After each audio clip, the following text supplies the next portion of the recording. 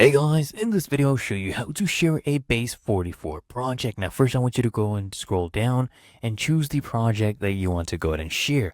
Once it loads up, come to the bottom left, click on this gear cog, click on app settings.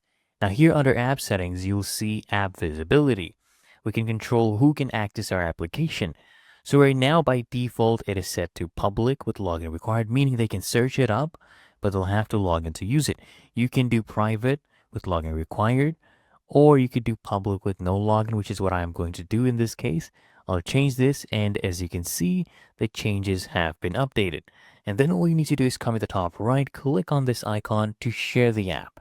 There's different ways to share this. You can either send an invitation on an email address. You just type in the email and send it that way, or you can share the URL. So anyone with this link will be able to access our app, and you can also set the access level. Okay, so you can either do user or even admin as well, but for that you need a paid plan. I'll just copy this and I'll open an incognito tab and show you what it looks like. So there we go. It should go ahead and load up our app in a desktop view since we are using the computer right now.